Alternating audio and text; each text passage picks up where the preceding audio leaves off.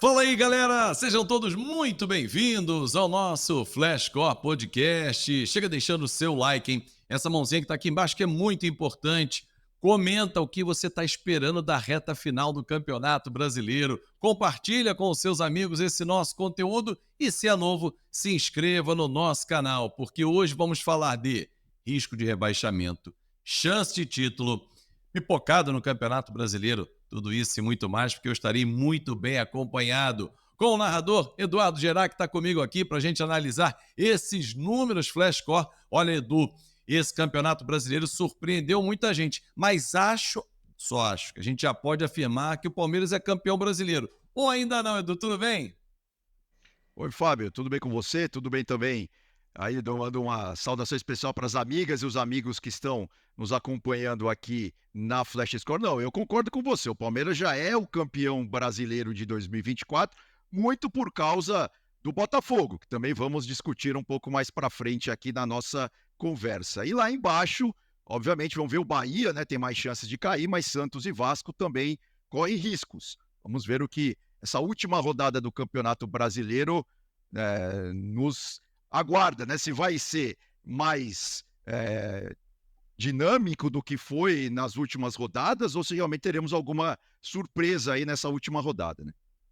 O Palmeiras ganha tanto, Edu, que você já tá botando o Palmeiras campeão em 2024. 23 eu sei, 24 eu não sei se o Abel Desculpa, pode ir embora. é verdade, Mas é deixa, verdade. O Palmeiras é o campeão deixa de eu... 2023. Isso, 23. 24 eu não sei, né? O 12º título se encaminha para o Palmeiras. Mas deixa eu apresentar o nosso convidado aqui, com o maior prazer a gente recebe o jornalista Raí Monteiro, analista do Taticamente Falando, a gente falar muito sobre esses números que vão ser jogados agora na nossa conversa. Tudo bem, Raí? Seja muito bem-vindo. Tudo bem, Fábio? Obrigado pelo convite. Um abraço para você, para o Gerac e a todo mundo que está acompanhando a gente por aqui.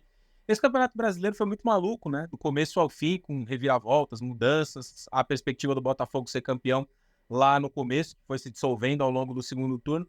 E tem uma coisa muito interessante, né? Acho que não deixa de ser. No final, vão acabar entre os primeiros colocados, muito provavelmente entre os três primeiros colocados, aqueles que todos lá no início apontavam como os grandes favoritos: Palmeiras, Flamengo e também o Atlético Mineiro.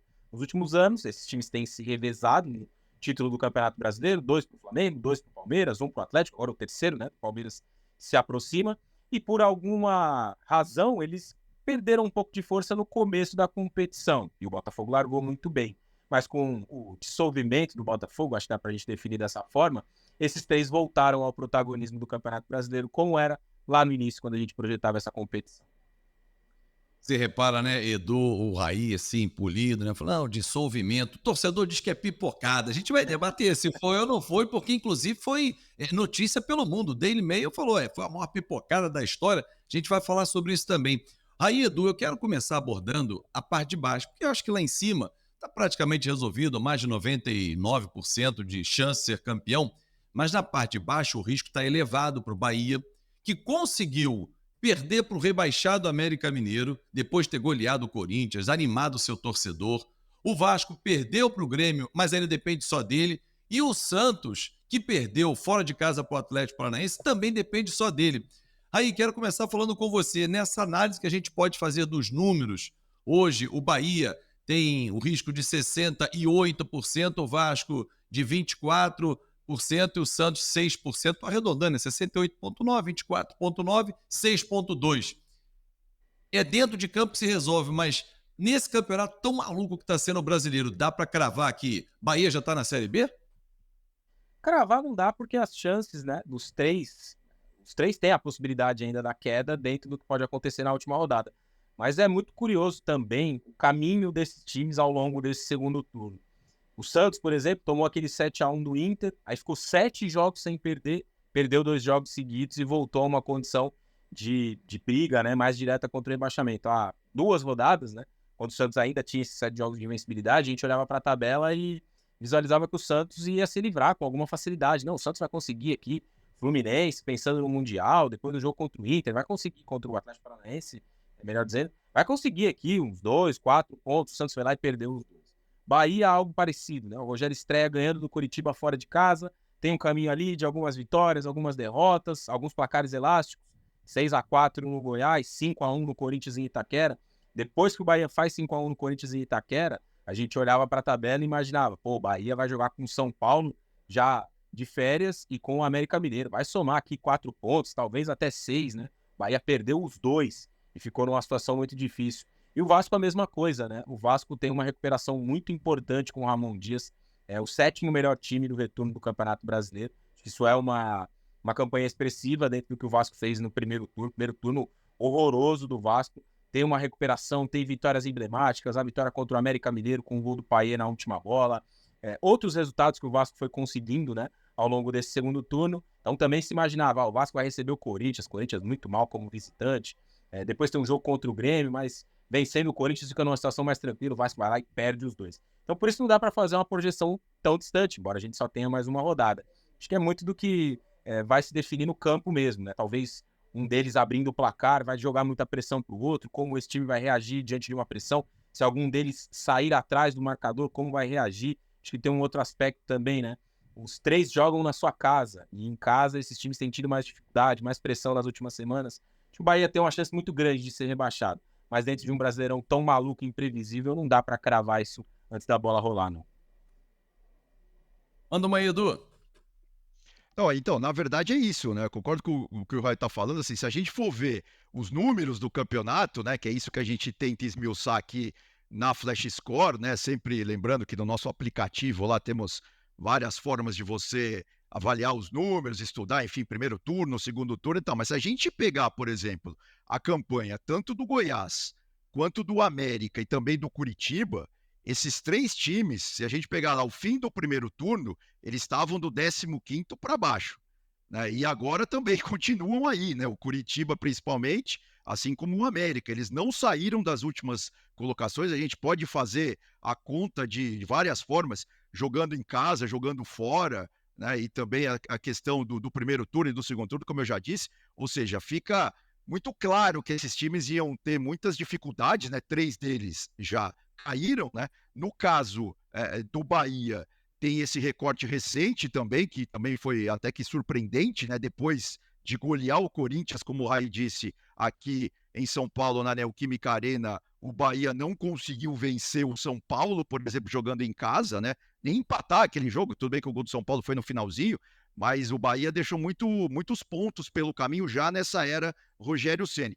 E do lado do Vasco, aí sim, os números também mostram, né? Essa melhora que o time aí do Rio, o time gigante da colina teve com a chegada do Dias, né, no comando técnico da equipe. E o Santos, que também foi oscilando, né, no primeiro, no segundo turno, e agora é o único time que depende só dele, na verdade, né, para ele e o Vasco, claro, jogando a última partida em casa contra o Fortaleza que também teve uma certa recuperação aí nas últimas rodadas, mas o Santos só precisa dele, só precisa do seu resultado, né? Só depende dele. Uma vitória simples do Santos sobre o Fortaleza já garante o peixe na Série A de 2024. E tem um detalhe, né, Raí, que se a gente olhar os turnos, como bem lembrou o Edu Gerac, o primeiro turno, o Z4, fechou assim, né? Santos, Vasco, Coritiba e América Mineiro, sendo que o Vasco chegou a 16 pontos depois que o Ramon chegou, né? Porque quando ele chegou eram só 9. Aí ele ganhou do Grêmio, perdeu no último domingo, no retorno, empatou com o Bragantino, que é o seu próximo adversário, e fez aquele jogo atrasado com o América Mineiro lá na frente, e aí fechou o primeiro turno com 16 pontos. Mas o Z4 era esse. Hoje, do Z4, você tem o mesmo América Mineiro, o mesmo Coritiba, mas Santos e Vasco já escaparam. Tem um peso de camisa nessa fuga do rebaixamento também, porque o Goiás terminou o primeiro turno na 15ª posição, e ele tinha 4 pontos acima do Z4, Raí. Olha, eu vejo muita gente falando isso, e eu acho que é um argumento válido, né, de que a camisa muitas vezes acaba pesando nessa questão do rebaixamento. Eu tenho um pensamento um pouco diferente em relação a isso. Eu acho que a camisa sim pesa nessa questão dessa briga, mas muitas vezes ela pesa mais no aspecto negativo do que positivo. Porque se a gente pegar em comparação, por exemplo, times como Coritiba, América, Goiás, que já caíram para a Série B nessa temporada do Brasileirão, eles jogam um campeonato um pouco diferente, no sentido de que eles entram no Campeonato Brasileiro já dentro dessa disputa, dentro dessa briga contra o rebaixamento, já em tese ameaçados. Essas outras equipes, como o Vasco, até pelo investimento que fez no começo desse ano, né, a contratação de vários jogadores, uma reformulação total, o Bahia virando também SAF com o aporte do Grupo City, eles entraram nesse Campeonato Brasileiro, embora tivessem subido da Série B no ano passado, com uma perspectiva, pelo menos, de fazer um Brasileirão melhor, de fazer um Brasileirão mais seguro, talvez brigando por uma competição numa Copa Continental, e isso acabou não acontecendo. Então eu vejo um pouco diferente essa questão da camisa especificamente. Eu acho que para equipes como o Vasco, Bahia, que são times mais tradicionais, né, na Série A do Campeonato Brasileiro, clubes de massa, de maior torcida, que enchem o estádio, eu acho que esse aspecto acaba pesando mais de forma negativa do que de forma positiva para eles ao longo da disputa do Campeonato Brasileiro. Agora, o Edu, uma questão que todo mundo coloca é, nessa rodada final, o Atlético tem mais interesse do que o Bragantino e o Fortaleza, adversários do Vasco e do Santos. Por quê? O Atlético não está garantido ainda dentro do G4, aquele grupo que vai para a Libertadores. Isso torna a missão do Bahia mais difícil, porque o Fortaleza está estabelecido, vai à Sul-Americana. A equipe do Bragantino não chega à fase de grupos, mas já está naquela fase anterior à fase de grupos da Libertadores. A missão do Bahia é mais complicada por isso, porque o Galo tem muito interesse nesse jogo? Eu acho que sim, a missão do Bahia é mais difícil, não só por causa disso, né, como também o Galo. É lógico, né, a gente já disse aqui, o Palmeiras é realmente o virtual campeão de 2023, mas sei lá, numa hipótese do Cruzeiro ganhar muito bem, sabe, ter 4-0 no Palmeiras e o Galo ganhar de 5-0 do Bahia, dá Galo. É uma coisa, lógico, é muito improvável, é muito difícil e tal, mas o futebol é a bola rolando ali, né? Então eu acho assim, o Galo vai ter esse ímpeto de não só vencer o jogo, mas tentar, quem sabe, aplicar uma diferença de gols importante contra o time do Bahia. É claro que o jogo é na Fonte Nova, né? A torcida do Bahia estará lá apoiando em maior número do que a torcida do Galo, mas se a gente depois também for ver em detalhe ali os números, né, do Bahia em casa, também não tem sido. Ó, temos aí o primeiro turno, o segundo turno, o Bahia como mandante e o Bahia como visitante. Você vê, o Bahia como mandante, né, no campeonato inteiro, ele tem 7 vitórias e como visitante apenas 4. E empatou demais também o Bahia em casa, né, 5 empates contra 3 empates como visitante. E aí, em termos de derrotas, tudo bem que o Bahia perdeu mais fora do que dentro, mas sem dúvida nenhuma é um compromisso muito complicado para o Bahia. E além disso, né, o Bahia vai ter que também ficar de olho nos outros resultados para ver o que está acontecendo tanto com o Vasco quanto com o Santos. Agora, o Raí, você acha que vai acontecer nessa última rodada algo que não aconteceu, por exemplo, no Vasco e Grêmio? O Ramon Dias disse depois do jogo que no intervalo não informou os seus jogadores dos resultados. O América, por exemplo, já estava vencendo o Bahia. Disse ele que não passou, para não passar aquela intranquilidade ou aquele relaxamento natural. Então, você acha que os torcedores que estarão ligados nos outros jogos, acompanhando o Flashcore em tempo real, eles não vão vibrar para o campo não vai fazer essa leitura da arquibancada, não, aí? É exatamente isso, né? A grande diferença, a diferença fundamental em relação à rodada que passou, é essa. Esses times todos vão jogar em casa, né? O Vasco vai ter São Januário lotado, o Bahia vai ter a Fonte Nova lotada, o Santos vai ter a Vila lotada, e a cada gol que sair para cá e para lá, as reações, né, fora do campo, elas serão inevitáveis. Então, dentro de um ambiente da Arena do Grêmio, ali, festa pro Soares, na despedida dele e tal, é mais fácil você conseguir controlar isso. Em São Januário lotado, preocupado, obviamente, em apoiar o Vasco e empurrar o Vasco, já que o Vasco depende só das suas forças, mas também olhando para os outros jogos, né, nesse exemplo específico, mas vale a mesma coisa para o Bahia e para o Santos, vai ser impossível essa informação não chegar até o banco de reservas, até os jogadores que estão em campo. O ambiente vai fazer com que os jogadores percebam isso, e acho que isso pode até trazer uma pressão maior também, né? Pensando em qualquer cenário em relação aos 3 times. O Bahia faz 1-0, por exemplo, primeiro, traz uma pressão para o Santos e uma pressão para o Vasco. Se o Vasco faz 1-0, traz uma pressão maior para o Bahia e para o Santos. Se o Santos faz 1-0, traz uma pressão para os dois também. Então, à medida que os gols também forem saindo, se eles saírem, né, os jogos podem acabar também empatados, mas tanto para o bem quanto para o mal vai ser inevitável você não trazer esse componente para o ambiente do jogo. E os jogos também vão ser recheados de tensão por conta disso na quarta-feira. E vale lembrar que se todos terminarem empatados, ninguém muda de posição. Bahia fica sendo o primeiro, né? 17º, primeiro da zona de rebaixamento. O Vasco logo acima e o Santos também. O Santos que tem uma chance até de ir para a Sul-Americana. Então isso também pode motivar o próprio time do Santos. Antes da gente pular agora para a parte mais alta da tabela, Edu, tem um amigo meu que disse o seguinte para mim ontem. Falou, Fábio, o Paulinho vai salvar o Vasco. Eu falei assim, pô, mas o Paulinho não tá jogando bem no Vasco, ele caiu de rendimento. Ele falou, não, é o do Galo, artilheiro do Brasileiro, cria do Vasco. A torcida tá se apegando a tudo, hein, Edu? Não, é verdade, né? Nessas horas vale tudo, né? E sem dúvida, né? Também torcer pro Paulinho do Galo também não tá muito difícil, né? Vamos combinar, tá jogando demais, né? Ele e o Hulk, sem dúvida alguma, formam aí a melhor dupla de ataque do futebol brasileiro esse ano, para mim, disparado, né? Isso aí não tem nem o que discutir. E, Fábio, eu fui puxar aqui rapidinho o final do primeiro turno, né? A classificação no final do turno. E olha só, porque assim, muita gente fala que o Campeonato Brasileiro teve muitas oscilações e teve mesmo, mas no fim, pontos corridos, um sistema de disputa que eu gosto demais, pontos corridos é isso, é regularidade. Seja lá para cima, seja lá para baixo. Ó, do 15º para baixo, a gente teve Goiás, Bahia, Santos, Vasco da Gama, Curitiba e América Mineiro.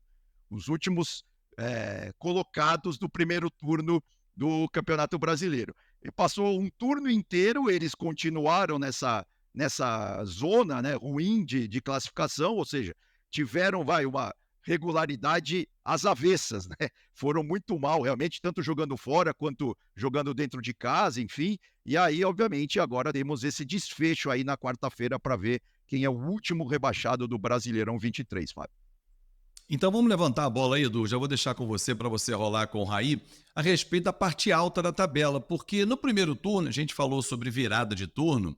A gente tinha um Botafogo com uma campanha espetacular, 47 pontos, 13 acima do Grêmio, 13 acima do Palmeiras, 15 acima do Flamengo, 15 acima do Red Bull Bragantino. O torcedor do Botafogo falava assim, não, a gente vai fazer contas aqui na 32ª, 33ª, a gente é campeão, vai levantar, dar a volta olímpica. 10 jogos sem vencer, Edu. O Botafogo, né, que é o sexto time na era dos pontos corridos com esse mesmo número de times, que é o campeão do primeiro turno e não vai ser o campeão do segundo turno, né? Isso tinha acontecido também em 18 e em 20 com o São Paulo. E lá atrás também, em 2008, 2009, né, o Grêmio também teve uma vez que deu uma pipocada dela. Mas a pipocada do Botafogo, para mim, sem dúvida alguma, é aí que eu queria trocar essas figurinhas aqui com o meu amigo Raí, não sei se ele concorda, é a maior da história, não tem o que dizer. Ó, o Botafogo, na 18ª rodada, ele tinha 13 pontos de vantagem em relação ao segundo colocado. E na 32ª, essa diferença sumiu. Ou seja, em 14 rodadas, derreteu essa diferença aí de 13 pontos do Botafogo para o segundo colocado, né, Rai? Eu usei a palavra dissolvimento no começo, inacreditável, né? É o maior vexame da história do Campeonato Brasileiro por pontos corridos. E que eu me lembre, assim, da história das grandes ligas, né? Outras ligas espalhadas pelo mundo, a gente não tem um registro de um time que tenha perdido uma vantagem tão grande e tenha feito um segundo turno tão ruim, né? O Botafogo, no recorte só do retorno, ele tá na zona do rebaixamento, por exemplo, né? Então, chama muita atenção esse rendimento, esse desempenho do Botafogo na parte final do campeonato. E aí eu acho que tem alguns aspectos, né, que a gente pode analisar para tentar entender como o Botafogo chegou a essa situação. O fato da troca do treinador é um deles. O Botafogo se preparou muito mal para isso, né, na escolha do Bruno Lage como o substituto do Luiz Castro, por ser um técnico sem a experiência do futebol brasileiro, sem também um currículo com estofo, para tentar suportar uma situação como essa. Ele tentou fazer algumas mudanças que ele julgava ser importantes para o Botafogo seguir, e eu acho que era um pouco natural que isso acontecesse, né? Todo técnico tem ali as suas preferências e iria tentar colocar as dele dentro do jogo do Botafogo. Acho que esse foi um aspecto. O Botafogo se preparou muito mal também para um momento de oscilação que viria. Se a gente olhar para o Corinthians, por exemplo, de 2017, que fez uma campanha igual à do Botafogo no primeiro turno, o Corinthians também... Corinthians do Carille. Exato, Corinthians do Carille. Também teve um momento de instabilidade no segundo turno, chegou a ter um jogo contra o Palmeiras. Se o Palmeiras vencesse, ele empatava em pontos com o Corinthians na liderança, e o Corinthians ganhou aquele jogo, rumou ali para o título e conseguiu ser o campeão, mas porque teve ali na sua estrutura, né, a capacidade de ter as peças para fazer as correções corretas, no caso, o treinador.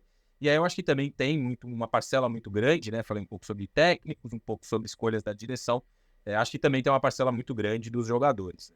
Primeiro, nessa queda de rendimento muito grande, de queda de rendimento individual também, depois nas escolhas, foram eles, né, que pediram a demissão do Bruno Lage, assumindo para si uma responsabilidade muito grande, e eles não corresponderam a isso.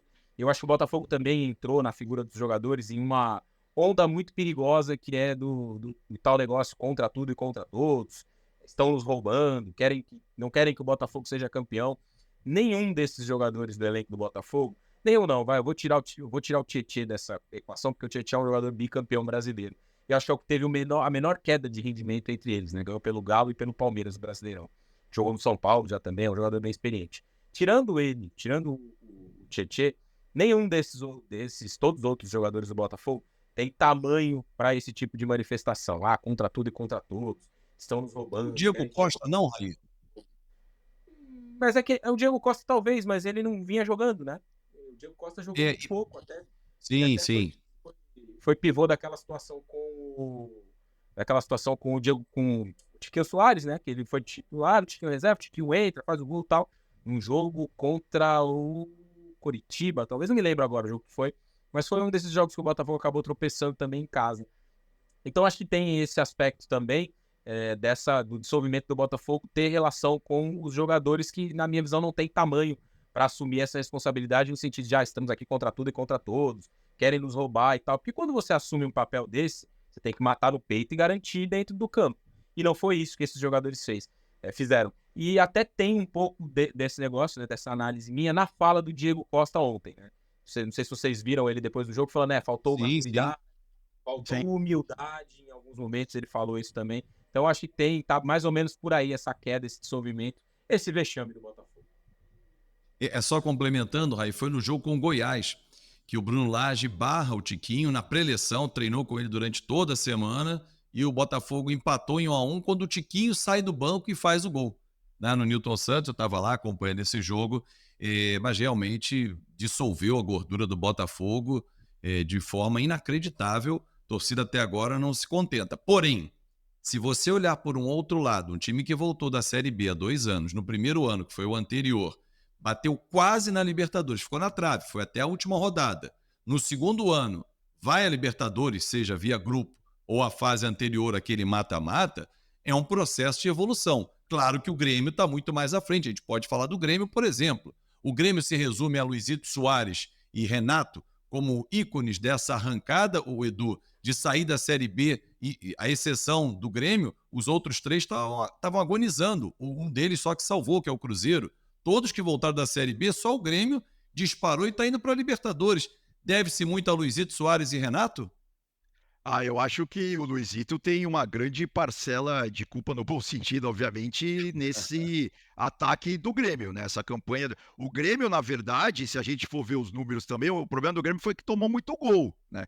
A defesa do Renato realmente não conseguiu ali resolver o problema do sistema defensivo do tricolor gaúcho.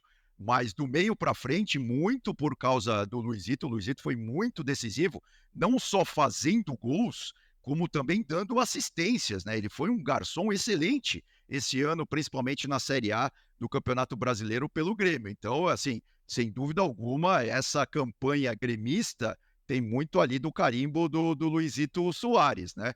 E o Grêmio, talvez até pela experiência do Renato, o Renato conhece muito bem o grupo, né? Tá bastante tempo ali comandando o Grêmio. O time gaúcho, sem dúvida, teve isso que o Raí disse que o Botafogo não teve, né? Porque esse derretimento do Botafogo, na minha avaliação, tem muito a ver, sim, com a questão mental, né? Com a questão de ambiente. E talvez até um pouco da questão física. Tanto que a gente pode lembrar, né, que o Botafogo perdeu aí nas minhas contas 9 pontos, pelo menos, nesse segundo turno, só tomando gol no final do jogo, né? Teve obviamente aquela virada do Palmeiras, né, que foi um dos jogos mais, pelo menos emocionante, não para a torcida do Botafogo, mas um dos jogos mais emocionantes do Campeonato Brasileiro. Mas depois a gente pode lembrar do Red Bull Bragantino, a gente pode lembrar do Santos, e a última grande tragédia botafoguense foi tomar aquele gol de empate do Curitiba, depois de já ter feito 1-0 nos acréscimos, né. Mas, sem dúvida, voltando à sua pergunta, o Luizito, inclusive as estatísticas mostram isso, né. Ele teve uma participação gigantesca nos gols que o Grêmio fez, não só fazendo gols, como também dando assistências. E o Grêmio que E a gente teve, se a gente só uma coisa rápida, Fábio, a gente vê aí o saldo de gols, do Grêmio, né, você vê que no primeiro turno ele teve mais 5 e no segundo turno, mais um. E jogando, obviamente, como mandante, o saldo de gols dele é maior do que como visitante. Mas ele, pela colocação que ele está na tabela, esse saldo de gols aí de mais um no segundo turno é até que é pequeno, porque o Grêmio tomou muito gol. era exatamente isso que eu ia lembrar na nossa arte ali, o Grêmio nessa diferença de mandante, visitante. Agora, o Raí, a força do elenco faz muita diferença, né? Você falou logo no início, olha, Botafogo disparou e tal, mas acaba que a reta final está com os três que todos nós apontamos antes do campeonato e que estão chegando nos últimos, né? Palmeiras, Atlético e Flamengo. Tem a ver também com o elenco, né? Porque você olha para o banco, por exemplo, no Flamengo, você pega 5, 6 ali e joga como titular em 15 times da Série A. Sem exagero, né? Tem muito a ver com isso, né. Só complementando uma coisa que o Edu falou sobre o Suárez, né, 26 participações diretas em gols no Campeonato Brasileiro, 15 gols mais 11 assistências. O Grêmio fez 60 gols no campeonato, 26 saíram dos pés do Suárez, é quase 50%, né, acho que dá a dimensão de quão absurdo foi a competição do camisa 9 uruguaio. Mas em relação aos 3 da frente aí, né, Galo, Palmeiras e Flamengo, é óbvio que essa questão do elenco tem muita relação, né. O Galo tem a melhor dupla de ataque do país. O Flamengo tem jogadores que, né, seriam titulares em 95% das equipes. O Palmeiras tem o trabalho consolidado do Abel, né, ao longo de todo esse tempo, nos últimos 3 anos. Eu acho que o Palmeiras não tem. Acho não, com certeza o Palmeiras não tem o talento que o Flamengo e o Galo têm à disposição. O Palmeiras não tem um centroavante como o Hulk e Paulinho, por exemplo. Tem o Henrique, que é um garoto e foi o grande ponto de virada desse campeonato, mas ele ainda é um garoto, que é um candidato a fenômeno fora de série, mas ainda é um garoto. O Palmeiras não tem, por exemplo, um meio-campista com a capacidade do Arrascaeta, embora tenha o Rafael Veiga, que é um excepcional jogador.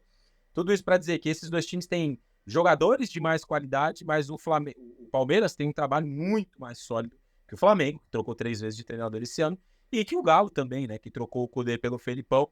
O Cudê fazer tão bom brasileiro, né, quando ele deixa o Galo era o 4º colocado do Brasileirão, o Felipão fica uma sequência de 10 jogos sem vencer, e aí dá para escolher jogos que o Galo perdeu, que vão fazer diferença na briga pelo título. Depois ele encaixou um excepcional trabalho e o Galo brigou aí, vai brigar até a rodada final, mesmo com chances muito pequenas, mínimas, né? Então a grande diferença, né, do Palmeiras, que vai ser campeão para os demais, principalmente para Flamengo e para Atlético, é o trabalho do Abel Ferreira, né? O Flamengo tem jogadores de muita qualidade, jogadores que até seriam titulares no Palmeiras, acho que o Galo a mesma coisa, né? Paulinho, Hulk, o Zaratio, o Guilherme Arana, talvez. O Flamengo tem Arrascaeta, Pedro, Everton, Cebolinha, jogadores que talvez se encaixariam nesse trabalho do Palmeiras, né, nesse trabalho do Abel. Mas nenhum desses dois times tem o que o Palmeiras tem.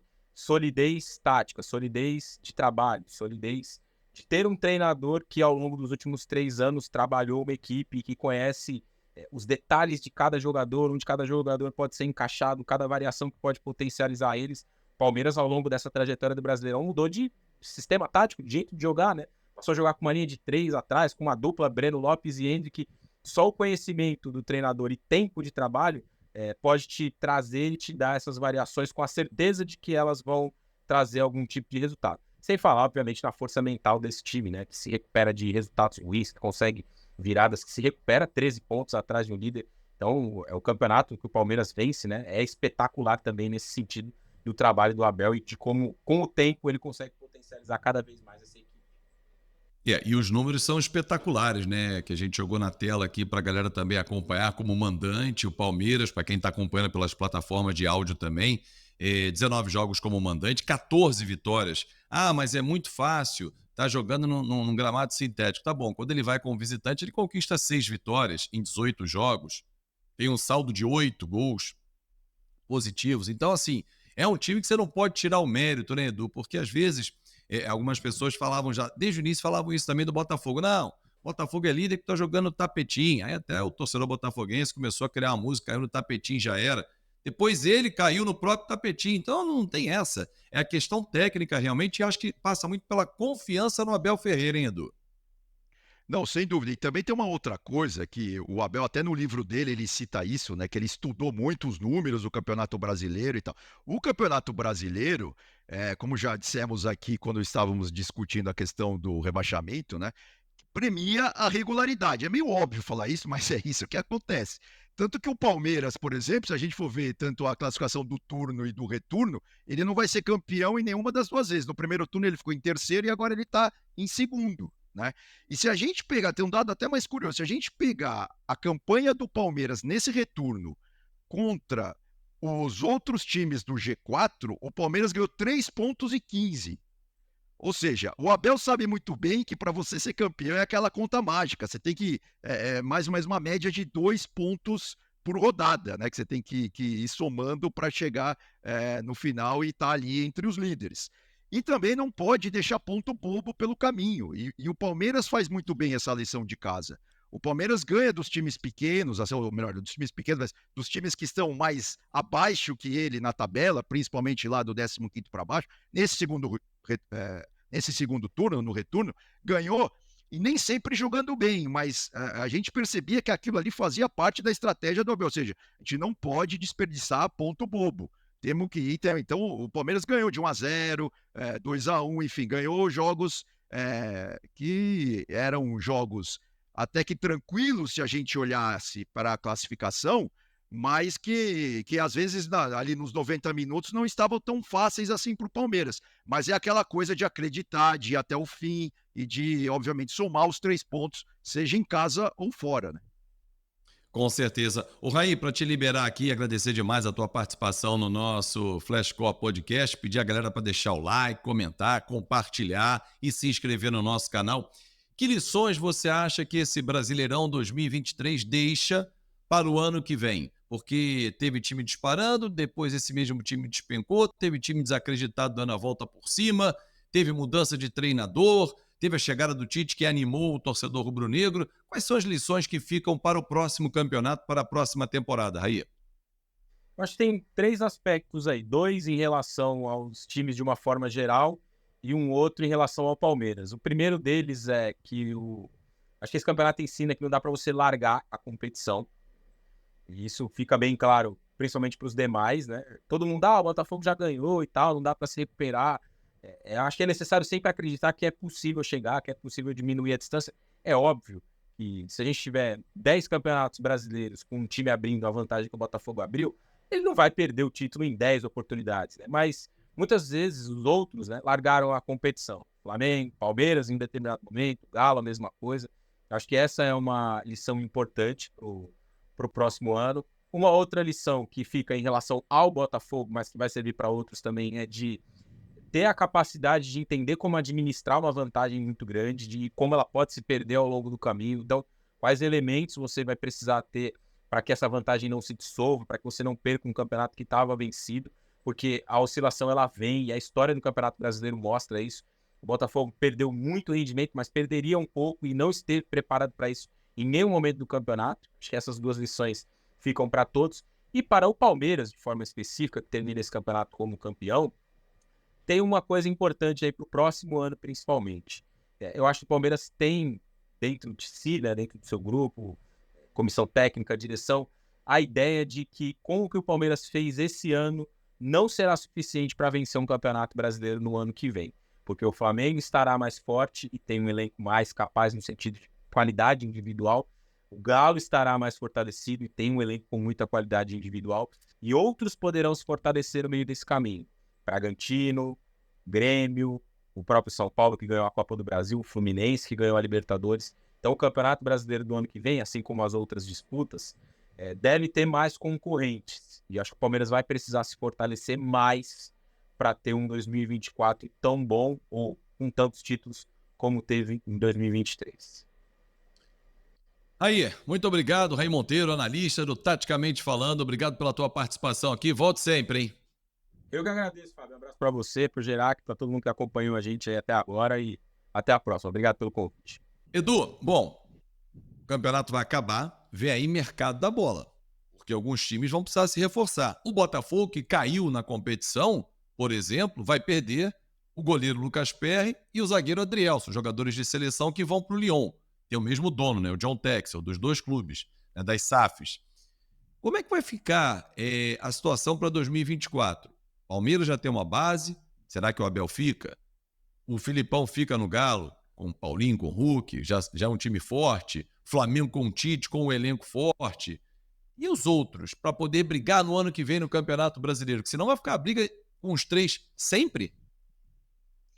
Então, essa é a grande pergunta de US$ 1 milhão, né? Porque assim, a gente já discute essa coisa aí da espanholização do futebol brasileiro já faz algumas rodadas, né? Ou melhor, alguns anos, né? Algumas temporadas. Todo mundo dizia, vai ficar entre Flamengo e Palmeiras, vai ficar entre Palmeiras e Flamengo e tal. Enfim, tem alguns times que, até porque precisava de um resultado mais imediato, caso, por exemplo, do São Paulo e do Fluminense esse ano, que tentaram um atalho, né? O Fluminense, quando percebeu que estava chegando bem na Libertadores, deu um gás na Libertadores e conseguiu conquistar a competição. O São Paulo fez a mesma coisa na Copa do Brasil. Mas, enfim, em termos de campeonato brasileiro, que é essa coisa da regularidade, como a gente está discutindo aqui, realmente não tem muito para onde fugir. Tem que fazer, obviamente, a gestão, obviamente, tem que ser uma gestão correta, né? Tem que ser uma gestão consciente, não dá para ficar gastando demais, porque depois a conta vai aparecer lá na frente, mas você tem que reforçar o seu time. Claramente que o Palmeiras e o Flamengo estão na frente, mas o que eu acho, viu, Fábio, inclusive o exemplo do Botafogo é muito legal por causa disso. O Botafogo, no começo do ano, né, com o Textor à frente, ele fez uma montagem de elenco que eu diria que foi inteligente. Ele pegou jogadores, por exemplo, o Tiquinho, né, que estava muito bem lá na Europa, em Portugal, ele trouxe para cá, ele conseguiu montar um time, né, trouxe o Castro, que era um treinador, na minha avaliação, que entende demais de futebol, e por um bom tempo deu certo.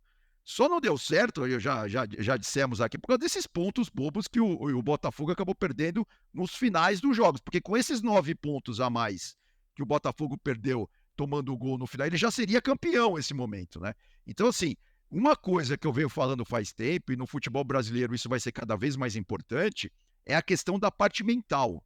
É óbvio que, assim, hoje a gente não tem muito acesso ao que acontece no dia a dia dos clubes. O que acontece no dia a dia do Botafogo, por exemplo, lá internamente, no vestiário, nos treinamentos e tal. Mas, sem dúvida alguma, a parte mental do Botafogo, nesse segundo turno, foi a que mais pesou para o time não conquistar o título de campeão brasileiro de 2023. Então, assim, respondendo mais diretamente a sua pergunta, a volta toda que eu dei, é claro que precisa de dinheiro, primeira coisa, né? Precisa ter uma gestão responsável do ponto de vista financeiro, ok, estamos de acordo quanto a isso, mas hoje em dia tem muita informação circulando no mundo do futebol. Eu acho que departamentos fortes em termos de análise de rendimento, né, de estatística, de conhecer a vida do jogador. Tem muita gente hoje que já analisa, por exemplo, até a questão mental do jogador, a questão de comportamento do jogador. Até que ponto aquele jogador é bom de grupo, não é bom de grupo. Enfim, tudo isso hoje faz parte de um time de futebol, ainda mais num nível profissional altíssimo, como é o Campeonato Brasileiro. Isso vale para o Botafogo, isso vale para o São Paulo, isso vale para o Fluminense, para o Grêmio, porque sem dúvida alguma que no ponto de vista de grana, montagem de elenco, o Palmeiras, o Flamengo e o Galo saem na frente já, não só para a próxima temporada, quanto para as próximas temporadas. Vide, por exemplo, o que vem fazendo o Fortaleza. Fortaleza também tem uma gestão muito adequada ao tamanho dele, né? O Bahia até com o Grupo City também, mas obviamente que aí esse ano a coisa não andou tão bem quanto os dirigentes lá pretendiam, né? Mas o Fortaleza também, o Cuiabá é um outro exemplo claro, né, de como o time aí pode se organizar, conhecer o seu tamanho e aí, obviamente, que fazer frente aí aos grandes times do futebol brasileiro. E aí vai apostando nas Copas, mas também não dá para largar o Campeonato Brasileiro, porque daí a coisa começa a ficar É complicado. Você vê, o Palmeiras não largou e está colhendo os frutos agora. E lembrando que no ano que vem, Vitória, o campeão da Série B, Juventude, Criciúma e Atlético Goianiense se juntam ao grupo de elite. Para a gente fechar o nosso Flashcore Podcast, o Edu, trazer duas rápidas informações. Lucas Perry indo para o Lyon, o Botafogo já contactou o Flamengo para ter o goleiro Santos, ex-Atlético Paranaense. Está na reserva, titular é o Agustin Rossi, que veio do Boca Juniors. O Matheus Cunha depois assumiu a vaga, até que o Rossi realmente fosse o titular, e ele acaba sendo uma terceira opção no gol rubro-negro. E uma outra informação, assim que acabar o Campeonato Brasileiro, ela vai esquentar, por isso já estou antecipando aqui para os nossos internautas. Rodrigo Caetano, diretor executivo do Galo, que tem contrato até 2024, pode deixar o Atlético Mineiro. Corinthians e Vasco, os dois clubes têm interesse no Rodrigo Caetano. E esse mercado da bola vai ser bem agitado e a galera vai curtir aqui no nosso site flashcore.com.br também, através do nosso aplicativo, com muita informação. Edu, vamos nessa? Vamos nessa, Fábio. Um grande prazer mais uma vez estar aqui com você e um grande abraço aí à nossa audiência, às amigas e os amigos da Flash Score. Até a próxima. Tchau. Valeu, Edu. Até a próxima, e com essas informações a gente coloca um ponto final nessa nossa edição do Flashcore Podcast. Foi bom demais bater esse papo com você. Não esquece, deixa o seu like, mãozinha que está aqui embaixo, comenta, compartilha com os amigos e, claro, se inscreve no nosso canal Flashscore BR aqui no YouTube, no Twitter também é Flashscore BR e no Instagram é flashscore.br. Até a próxima!